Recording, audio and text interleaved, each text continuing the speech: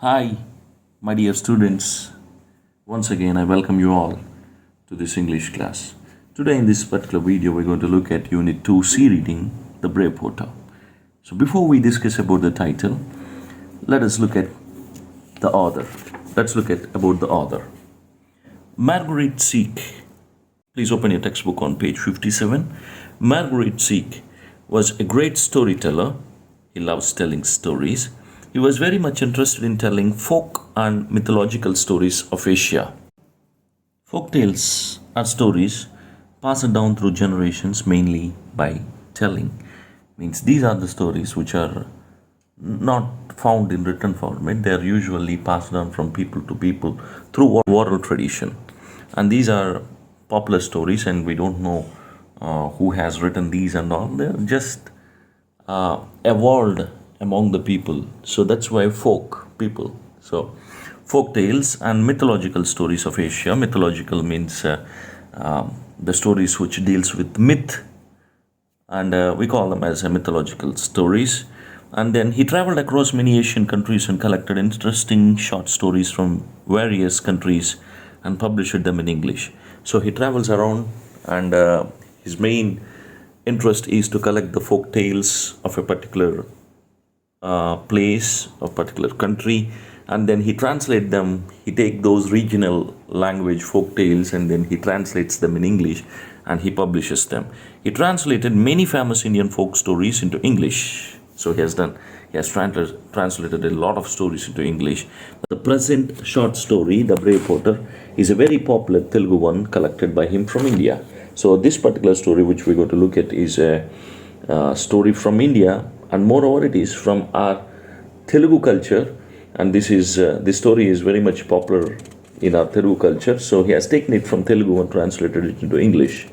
So I hope you're familiar with this story if you happen to hear it earlier, but still pay attention and see how they have narrated it in English.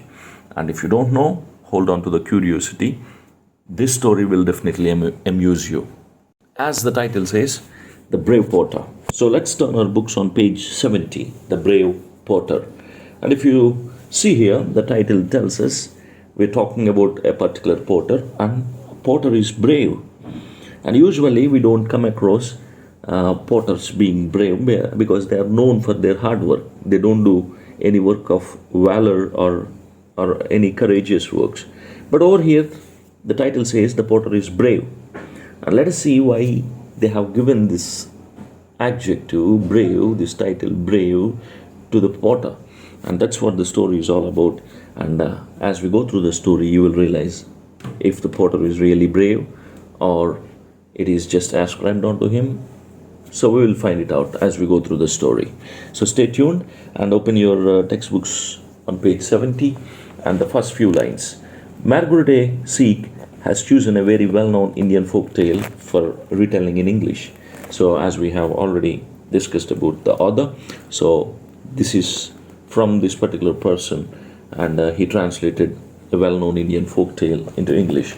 Children and adults alike are fond of folk tales. So it's not only children, even adults also like these folk tales, which are often amusing and sometimes instructive. They are amusing, they are very much entertaining, sometimes instructive, they teach us, they are useful. And then let's get into the story. It was dark, thick black clouds covered the evening sky. So it was all dark, and on top of it the evening sky was covered with these thick black clouds. It was about to rain. The thunder roared and the strong wind shook the branches and leaves of the trees in the forest. So the thunders were roaring, and the wind was so heavy that the wind is shaking all the trees in the forest, and pit pat pit drops of rain fell. So it started raining, and then the lightning flashed. All of a sudden, a lightning flashed and split the black sky with its blinding light.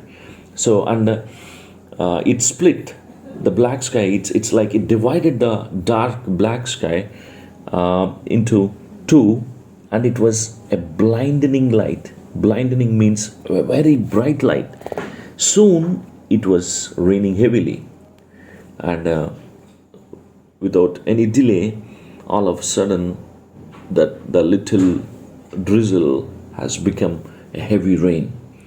And as they have set a context where this is taking place and situation over there, and now let's go into the story. So it's taking place in a jungle, and it was all dark. It was raining heavily, and then an old tiger ran through the rain looking for shelter. So this is an old tiger. He needs a shelter because as it is raining heavily, so he needed a shelter. He was wet and cold, and his cave was far away. So the old tiger became wet due to heavy rain, and it's feeling so cold that it needs a shelter now. Why? Because the tiger's cave is very, very far away. While hurrying to his shelter, he saw an old hut. So as this tiger is hurrying to his shelter, he saw an old hut. With a sigh of relief, the tiger crawled under the thatched roof and lay down by the door. So he thought, okay, at least I got a shelter to protect myself. So it showed a sign of relief, and then it went near to that old hut, and then it took its shelter. Covered, and thatched means covered with dried straw. So thatched means covered with dried straw. That's what thatched roof means. Except for the sound of the rain, all was quiet. Other than the sound of rain, nothing is heard. It's all very calm and quiet. Before he could nod off, so the tiger thought of falling asleep. So nod off means it's a phrasal verb which means fall asleep. So before it slept, however, he heard something heavy being dragged inside the hut. So all of a sudden, tiger heard that there is something which is very heavy being dragged inside. I mean, someone is pulling something from outside of hut to inside. This was followed by voice of a woman. And after he heard that noise of a heavy being dragged, he heard a noise of a woman. And then let us see. Oh, how terrible this leak is, she complained. So the tiger heard that the women complaining about a leak. How terrible this leak is. And terrible means extremely bad or serious. So the woman is saying this leak is extremely bad. This is bothering me a lot. And then, how terrible. I would rather meet a tiger in the forest than have this leak in my house. So she expressed saying this is so bad. It's better to meet a tiger and die rather than having this leak in my home. And then tiger heard these words and let's see what he is feeling. A leak, the tiger thought. And tiger doesn't know what a leak means. You and I know what a leak means, but tiger took it as a creature. What is a leak? It must be very dangerous and strong, or the woman would not have been more frightened of the leak than of me. So tiger thought it might be a creature, and that's the reason why the woman was more frightened of the leak rather than being frightened of me. And then, am I not rightly called the king of the forest? Because I am the strongest, and there is no one as dangerous as me, and that's the reason why they call me the king of forest. Aren't they all afraid of me? I wonder what a leak looks like. And these are all thoughts of tiger as it was lying there. And the tiger is saying, people are all afraid of me because of my strength, because of my ferociousness. But I really wonder what a leak looks like. Maybe it is much more dangerous, stronger than me, and that's the reason why this woman is scared of the leak. And then soon after, the tiger fell asleep. So having these thoughts, and it kept on thinking what is a leak and what it might look like, and the tiger fell asleep. He was suddenly awakened by an angry voice shouting in his ear. So he was asleep, and all of a sudden he was awakened. Someone came and woke him up and shouting in his ear. And they're shouting in his ear, and then what are they doing? What else? He felt heavy blows fall upon his head and shoulders, and this particular creature who came and shouting in his ear, that particular creature is even punching, punching upon his head and shoulders. He punched tiger on its head and on its shoulder, and then, "You horrible beast!" And again, horrible and terrible are almost synonyms. And "You seriously bad beast! You horrible animal!" A voice screamed angrily. So this voice, it shouted at this tiger angrily, "How dare you run away?" So, how dare you that you ran away from me? How dare you make me walk about in the middle of the night trying to find you? And that voice told the tiger that I am searching for you in the middle of the night, in this darkness, in this heavy rain. I have to walk through this forest and I have to search for you. And how dare you? Be careful, one of these days I'll kill you. Now go home. So the particular creature is even warning the tiger, telling the tiger that one of these days, if you really trigger my anger, I will kill you. Now go home. So the creature is saying, now let us go home. The whole tiger shivered. The whole tiger, it was so scared. And then it shivered, and then see, this must be the leak who has come out of the hut. It would better do, I had better do as he says, or he will kill me. So the tiger says, maybe this is the leak, the creature which is dangerous and stronger than me, which came out of the hut. So let me, I will better do, I would better do as he says, or he will kill me. And the tiger decided to obey the creature. So the tiger allowed himself to be bound around the neck with a thick rope, and bound means bind, bound, bound.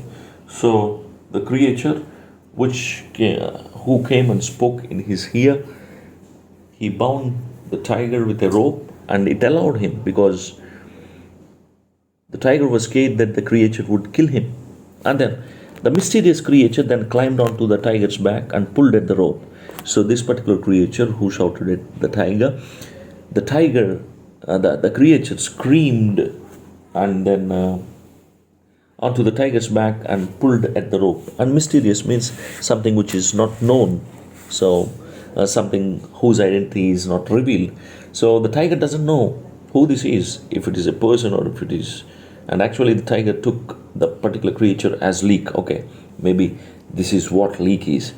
And then the particular creature climbed onto the tiger's back and pulled at the rope. He pulled the rope and then, come on, head for home. So come on, let's go home. Take me home, shouted the voice. The tiger felt a sharp kick on his side. So the creature which climbed onto the tiger's back, it even kicked on his sides in order to make it move faster. The tiger was terrified and he ran through the dark forest. So the tiger was terrified that this creature is going to kill me. This might be the leak, so let me obey his words and I will do whatever he says. The creature pulled hard on the rope to tell him which way to go. So the creature, he pulled the rope in order to tell the tiger which way to run. So he pulled onto the left, he pulled onto the right. So whenever it was pulled left, the tiger might have taken the left. Whenever it was pulled right, and the tiger took right. And then that is how the creature is navigating the tiger. The creature pulled hard on the ropes to tell him which way to go. At the same time, it scolded. It's not only the creature is telling which way to go, and it's also scolding tiger. Cursed and kicked the poor tiger. So the tiger had to go through all this scolding, cursing, kicking. Soon they stopped in front of a small hut on the edge of the thick forest. So till now they came across a forest, wading through the forest. Now they have come near to a small hut, and in front of it they stopped. And then the creature climbed down from the tiger's back and bound him with an iron chain to a nearby tree. So the creature, he climbed down and he took an iron chain and bound this particular beast, tiger, to a tree over there. And then so he had to spend a miserable night under the tree.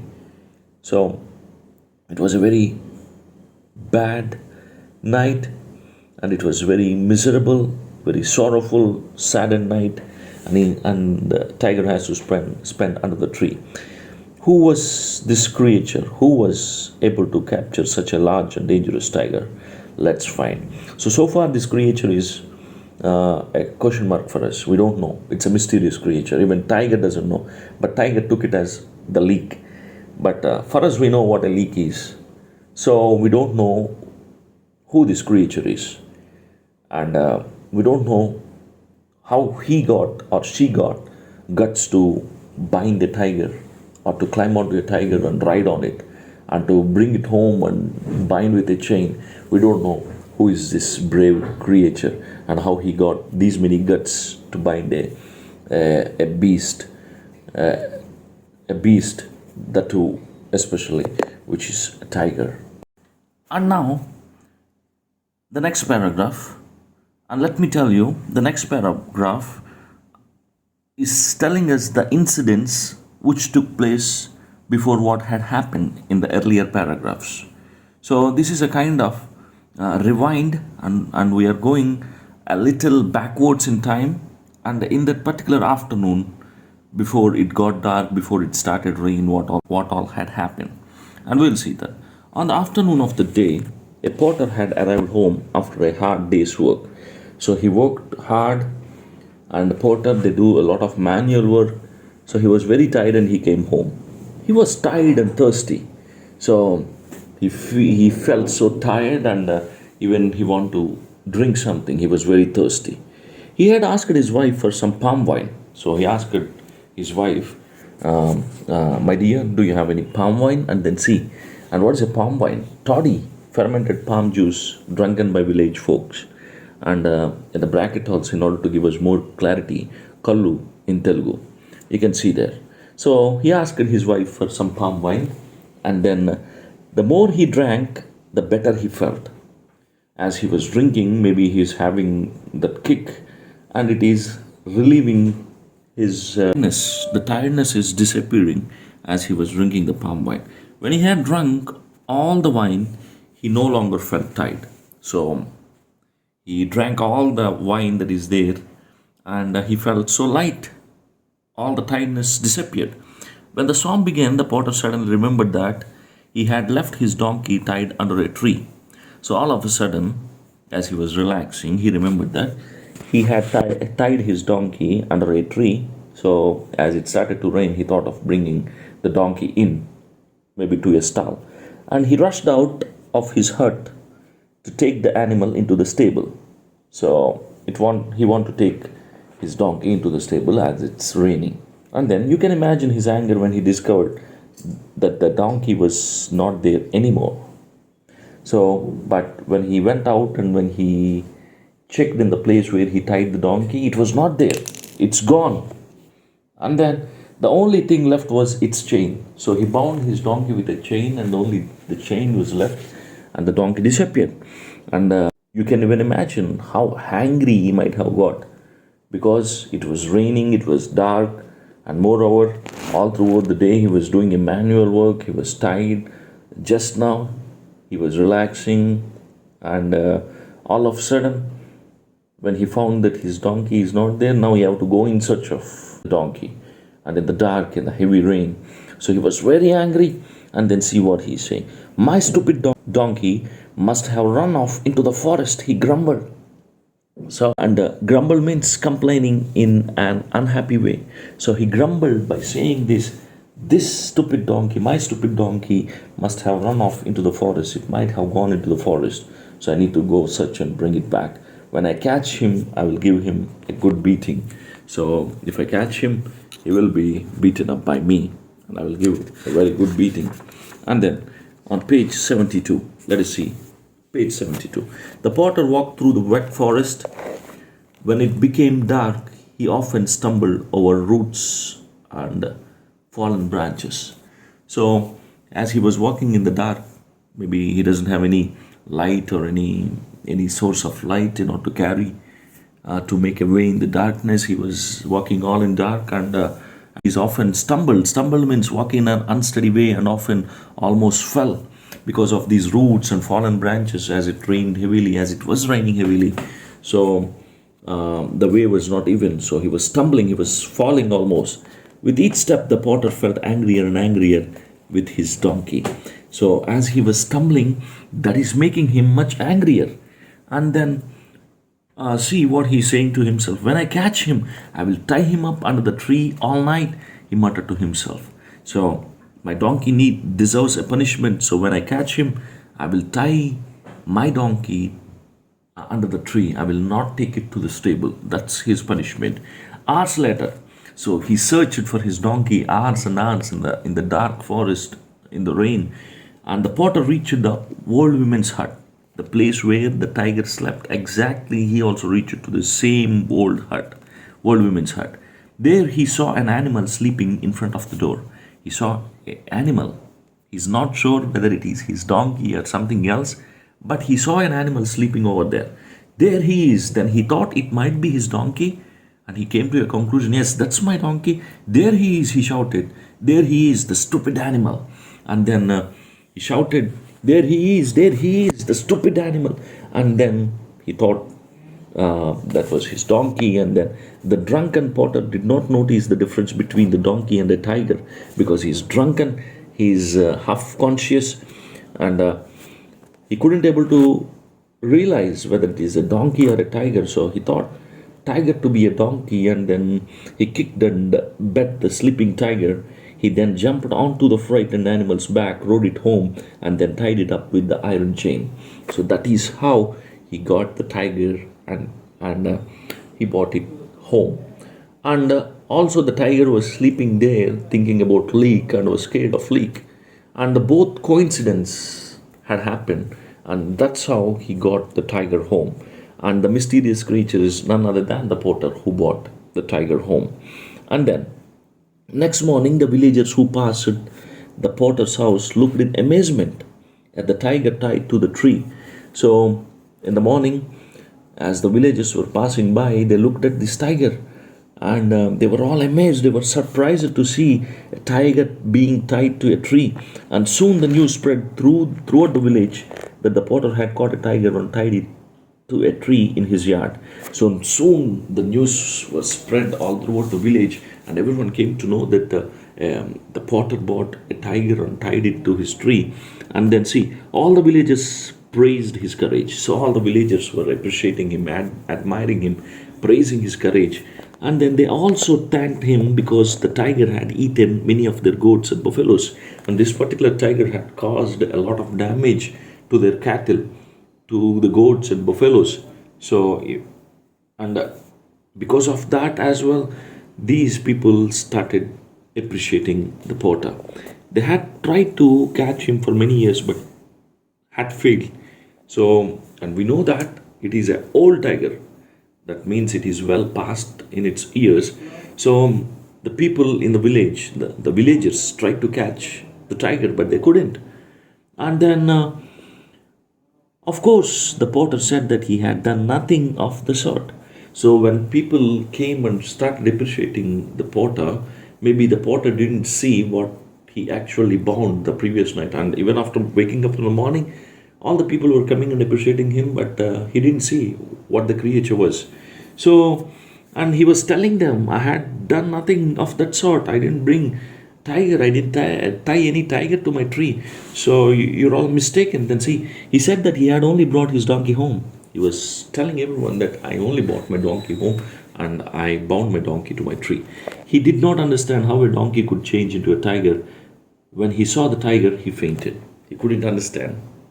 And he was so surprised, and he even became unconscious, fainted. And then nobody, however, believed the potter's story. So nobody in the village believed the potter's story. And what was the story? When Potter told them, I brought only my donkey home and tied it to this tree, no one believed that story. Everyone believed that the Potter is so brave that he brought a tiger so courageously and got it and tied to the tree, tied to his tree. And the villagers even praised him for being modest. So even they thought that Potter is such a humble man, even after bringing a huge beast or a dangerous beast home, he is still modest, he is still humble, he is not arrogant, he is not proud. And then soon the potter became famous, and the potter became famous for this act. And that's why he is known as the brave potter. Everyone who met him called him the brave potter. So people started calling him the brave potter, the brave potter. So from potter, he became the brave potter. The simple potter himself never understood why. So the simple potter means the ignorant potter. He couldn't understand why they call him the brave potter and how his donkey changed into a tiger. He never understood this. And you could see over here, this particular scene is over, and we will have a little pause in the story, a time gap, and then the story continues. Page 72, let us read. A few years later, so the years passed by after this incident, and few years passed by, war broke out between the potter's country and a much stronger neighbor. So broke out means started. A war started between the potter's country and the war broke out with the neighboring country, and the neighbors were stronger than the potter's country. The king immediately gathered a large army. So the king sent a vote for a large army, and they all gathered, and then see. But he realized that it was not strong enough to save his country from defeat. So he knows, even though he gathered a large army, he knows that my army is not sufficient. They're not strong enough to face the enemy. My enemy is stronger, and we can't defeat them. Then he needed a hero to lead his army. But he thought, but if I have a hero, if I have a courageous one, a brave one, maybe he could really help us. And then, where could he find such a brave man? So he was actually searching, I need a brave man who could lead my army. And the king hurriedly called his minister together and asked their advice. And usually when there is a problem, when there is a situation, they call their ministers and they discuss the affairs with the ministers. So the king called all the ministers and asked their advice. So what do you say, my ministers? This is what the problem is. We need a brave man to lead our army. Do you have anyone in your mind for the suggestion? Now let's see. One of the ministers remembered the story of the brave potter. So one among those ministers remembered the story of the brave potter, how he bought a tiger and tied to his tree. Your Majesty, the minister said, and Your Majesty is a phrase, way of addressing a king or a queen. So when a commoner or even the king's courtiers, when they address king, they use this phrase, Your Majesty. And it is how a king and a queen are addressed. And then the minister said, I know someone who can lead our army. So I have someone in my mind. I know a person who could lead our army. The king immediately sent a messenger to the potter's house. So he might have narrated the whole story. So right away, king sent a message to potter's house. When the potter realized that he had been made general of the army, he became frightened. And even the person who brought the message, he might have told the potter that king made you the general of his army. Now you are the army general. He became frightened because our potter is not a brave one. They just gave the title the brave potter because he knows what he actually is. But they took him to be a brave man, and they have given him the greatest responsibility. He is the general. And now the whole army will listen to him. Whatever he says, that's what the army does. And then the king had ordered him to go to the palace the next day. And the king gave him an order that he should come to the palace the next day. How could he, a poor ignorant potter, became the general of the army? He had never carried a sword, nor had he even ridden a horse. So how could he lead an army? Because he's a poor ignorant potter. He doesn't know anything. He's not brave. Became the general of the army. So general means on his word, the soldiers will march. On his word, the soldiers will strike. So he plays a crucial role, and he is the one who will have a battle plan to carry out the war. So he is the crucial person, and he makes a thorough planning for the win. And then let us see. And moreover, our potter never carried a sword in his life or even ridden a horse in his life. And these are two necessary things when a person goes to a war. Oh, I shall die because of that stupid donkey. Now, even now, he is scolding his donkey. And because of that stupid donkey, I taught my donkey to a tiger. And I brought the tiger home. And that's a mistake. And it all happened because of my stupid donkey. Groaned the potter to his wife. Groaned means make a long deep sound because one is in pain, upset, or disappointed. So he groaned to his wife. He has only brought us trouble, and our donkey has brought us this trouble. And then the next day he went with his wife to the capital. So he went to meet the king to the capital city. The king was pleased to see him and ordered the porter to lead the army into the battle the next day. Okay, and he told the porter, and I heard that you're a brave man, and tomorrow you're going to war and you're going to lead my army. So a great responsibility is on your shoulders. So be ready for tomorrow. The enemy were not far from the gates of the city. They're very much near to the city gates. So please be ready. A splendid house had been prepared for the porter and his wife. And they had given such a splendid, and splendid means magnificent, very impressive house. So because now he has become one of the powerful man in the country, and after king, it is the general of the army who is the most powerful. And then see there, and he was given a very magnificent, very impressive house. And then a splendid house had been prepared for the porter and his wife. The horse which would carry him into the battle was ready in the stable. So even the horse which will take him to the battle, it's also ready, and it was tied in the stable. And then that night, the day before the war, and the next day he has to go to the war. And that particular night, both the wife and husband decide to do something.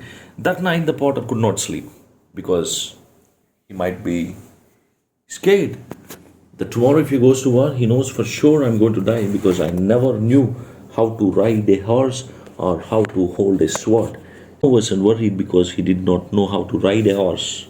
So all his worry is, at least if I know how to ride a horse, maybe I can manage, but I don't know. If I fall off, everybody will laugh at me, he thought.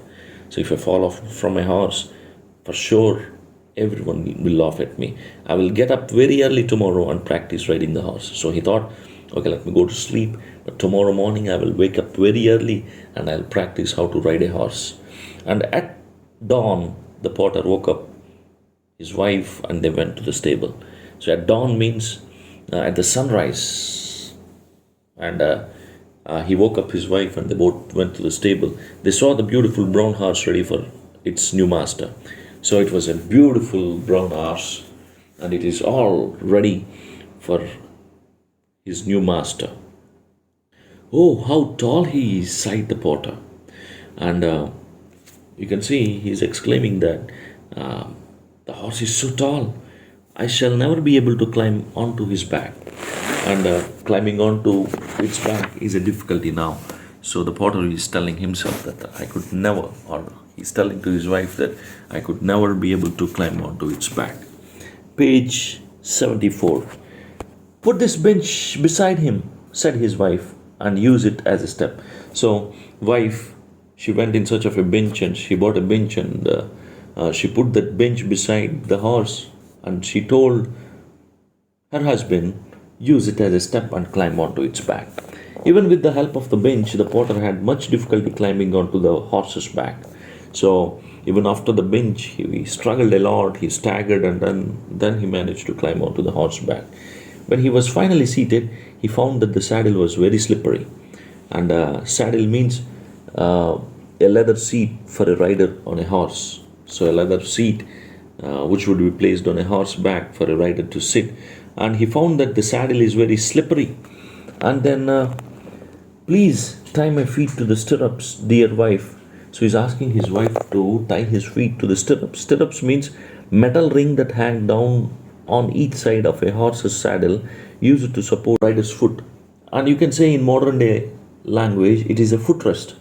So on either side of the horse, there will be these metal rings hanging where they could keep their foot. And then he told his wife, tie my feet to the stirrups. And then his wife found some rope and bound her husband's feet tightly to the stirrups. So, as per the instructions of her husband, she took a rope and tied her husband's feet to the stirrups. And then she tied his feet so tightly. And she then passed the rope underneath the horse and tied the two stirrups together. It's not only tying his feet to the stirrups, but again she took that rope underneath the horse and tied both the stirrups together. She also passed a length of rope around the porter's waist and tied him to the saddle. She not only tied both his legs together with the stirrups, but also she again bought a length of rope and tied the porter's waist to the saddle. And she wanted to make sure that her husband will not fall off from the saddle. She has tied so tightly that now Porter is fixed to the horse. There's no chance of slipping down and falling off. Now please tie my hands to his neck. So now he's saying, okay, the legs are tied, and that's okay, but now tie my hands as well to the horse's neck, said the porter. Meanwhile, the big brown horse was impatiently pawing his hooves on the ground. So meanwhile, as they are doing all this, the horse was becoming impatient, and it was pawing. Pawing means touching something repeatedly with a paw. So it is pawing, and the hooves. Hooves means the hardest part of the feet of some animals like horse, and hooves is the plural form of hoof. So it is pawing its hooves. That means it's expressing that I'm impatient. I can't be patient, and I can't hold on anymore. I need to run. Then the porter's wife tried to pass another rope around its neck. So the porter's wife, she took a rope and passed it over the neck, and she thought of tying his hands to the neck, but suddenly something happened. The horse suddenly jumped free. So horse suddenly it jumped out of the stable and it started jumping. The porter hanging like a sack of rice on its back.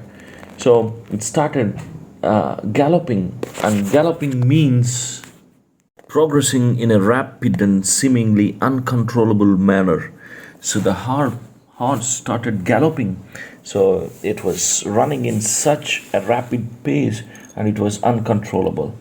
And then we can see that the porter was hanging just like a sack of rice on its back. So it's just like a rice bag. Only the ropes kept him from crashing to the ground. So his wife tied the rope so tight, and those ropes really worked. And only those ropes saved him falling from the horse and crashing on the ground. So, and then let's continue. The porter held tightly to the horse's neck and prayed to all the gods to save his life. So the porter held the horse's neck so tightly, and he's praying to all the gods that he know to save him, to save his life. After galloping through the quiet streets, and no one woke up, it's still dawn, and everyone is asleep, and the horse galloping through the quiet streets, and the horse crashed through the city gates and raced across the open fields. So it rushed, it ran through the city streets, it ran through the city gate, and now it's running in the open fields. It leapt over fences and streams, and it jumped over the fences and streams. Came in the way, the horse just jumped over them, and it passed and began to head for the enemy's camp. So now the horse started taking the porter towards the enemy camp, into the enemy camp. When the porter realized where they were going, he tried harder than ever to stop the horse. So he knows if this horse takes him to the enemy camp, they would kill him. So he tried to stop this horse, and he pulled widely on the reins, but it was no use. The horse galloped on. So he got held of the reins and he tried to pull it back. Reins means nothing but long leather bands held by a horse rider to control it. So you know that every horse rider would have reins in their hands.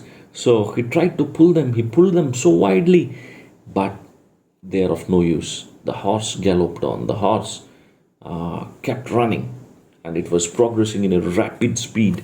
When they passed a young tree, the potter grabbed a branch. So when they were passing an young tree, he thought that if I grab this branch, this will stop the horse. But the horse did not stop. Instead, the tree was pulled out of the ground. Horse didn't stop. Instead, the tree was pulled out of the ground. The tree came into the potter's hands. A sentry from the enemy's camp saw the potter galloping towards the camp with a tree in one hand and his reins in the other. And you can see sentry means a guard, a soldier whose job is to guard something. So a sentry saw this. A sentry saw this potter coming with a tree in his one arm and reins in the other arm, and he might have got scared. General who captured a tiger with his bare hands, he thought. So maybe this is the one. He's the one who is called as the brave potter. He's the one who captured the tiger with his bare hands without any weapons and all. He thought, now he has uprooted a tree with only one hand. Now it looks like that he plucked this tree with one hand, and he's so powerful, so strong. He's not an ordinary man. He's a giant. So he's a giant. He's not an ordinary man. He's having a strength of a giant. And then see, run, save yourselves. So he shouted that run. The general of our opponents, or the general of our rival country, is coming with a tree in one hand and reins in the other hand, and he's such a strong man. We can't defeat him. We can't confront him. So go, save your lives. And then the famous tiger general is coming at the head of a large army to attack us. He has the strength of a giant. He has uprooted a tree with one hand. So this man shouted, and he scared everyone that is there. So he's coming ahead of a large army. So you better run and save your lives. And all the soldiers believed his words. And see what happened. The frightened soldiers fled. They all fled. They all ran away. Their king was left by himself in his tent. But all were gone. But only the king was left himself in the tent. Hurriedly, he wrote a letter begging for peace and apologizing for attacking the country. So this man, what he did is he took a letter and he hurriedly wrote a letter. And in that letter, he apologized for attacking the country. He left the letter in the tent. Then he jumped on his horse and followed his soldiers. So along with his soldiers, he also fled away. And then he left the tent. He left that letter in his tent.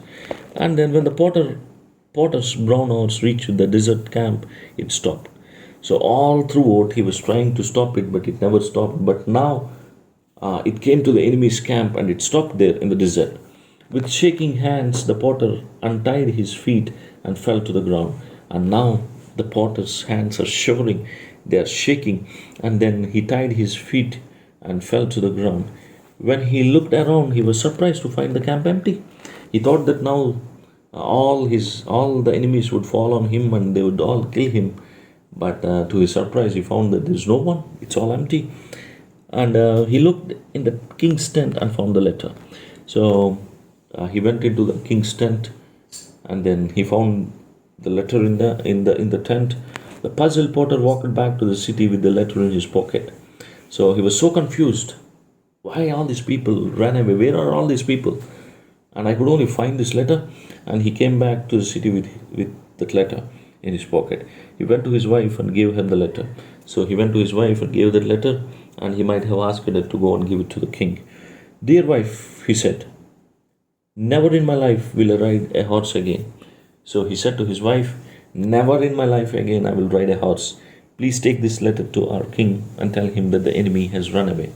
So he told his wife that please go and give this letter to the king and to tell him that that his enemy ran away. Now the country is safe. There's no danger. I am going to bed because he's so tired, because he had a horrible journey. The horse, it took him all throughout the country. It ran through the streets. It ran through the fields. It jumped over the fences and streams. And maybe the potter was very tired. His wife ran towards the palace with the letter. As he gave that letter saying that the enemy ran away, you go and give this letter to the king. She ran towards the palace. When the king read the letter, he was full of praise for his new general. So when king read the letter, that apology letter, he was so surprised. He praised his new general. He asked the potter's wife where her husband was.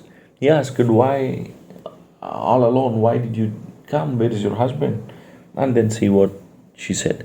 My husband is tied, Your Majesty. The servants have put him to bed. Answer, answered the wife respectfully. She told the king that my husband is very tired, Your Majesty. The servants have put him to bed. Actually, the servants are looking after him. He is in his bed. He is very tired. Let him rest today. Tell him to come tomorrow to receive his reward, the king said. So tell him to take rest, but tomorrow ask him to come to my court because I am going to give him a reward. Next morning, the potter went to the king's palace. He left the brown horse in the stable and walked to the palace with his wife. And in the story, we know why Potter went to palace on foot, because he doesn't know how to ride a horse and he never ever want to ride a horse again. So because of that reason, he went walking, and then the streets were filled with cheering crowds. They had all heard about his brave action, so that the people gathered in the streets and praising the potter and cheering the potter and appreciating the potter. And they had all heard about his brave action, and they all heard that he took a tree in one of his arms and he went to the enemy's camp, and looking at this, all the enemies fled away. They heard the action, and then they all praising him. And then, look how humble he is, they said to each other. And why are they saying this? And then let's see. Any other man would ride to the palace on a horse, but he is walking like an ordinary man. He is truly a humble and brave man. So, and why he is walking is altogether a different reason. But people took it as he being humble. He's just like an ordinary man. If someone wins a war and comes back, he comes on a horse, triumph, pompous, showing off that they won the war and all. But he is just walking as an ordinary man, and people liked that he walked. And they're saying that he is truly a humble and brave man. The king rewarded the potter so well that he did not need to work again. The king rewarded the potter so that there will not be any scarcity for anything, for money, and he might have given him a very comfortable home, and might have given a lot of valuables. The country was peaceful for the rest of his life, and the potter never rode a horse again. So maybe that other countries never came for a war. Why? Because they might have thought the potter was so brave, we can't really defeat that country. So no country ever came to a war with this country. They were all peaceful. The potter never rode a horse again. So he never needed to ride a horse again. So that's what the story is all about. And we could see that it's really an amusing one. It was hilarious when he brought the tiger, and when and ever since the start of the story, we can sense that, like the tiger was scared, thinking that leek is a creature, and Potter climbing onto it and scolding it, kicking it, and binding it with a rope and bringing it and tying it to his tree with a chain, thinking that it's his donkey. That's something hilarious.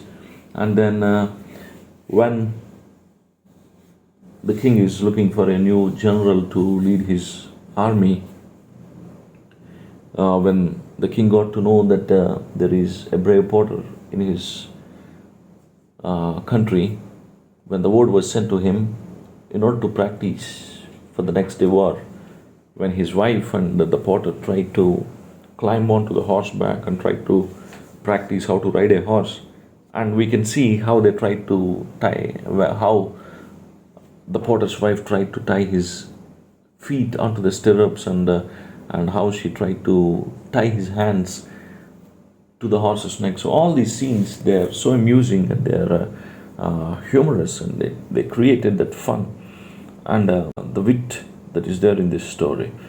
and we don't know who the author is for particular, but these are all folk tales. But our English translator is Margaret Seek. And I hope you understood the story. Please go through the glossary. There are so many new words, and you really need to pay attention and learn all of this. So please learn the glossary, which is on page 75 and 76, and meet you in the next class. Thank you.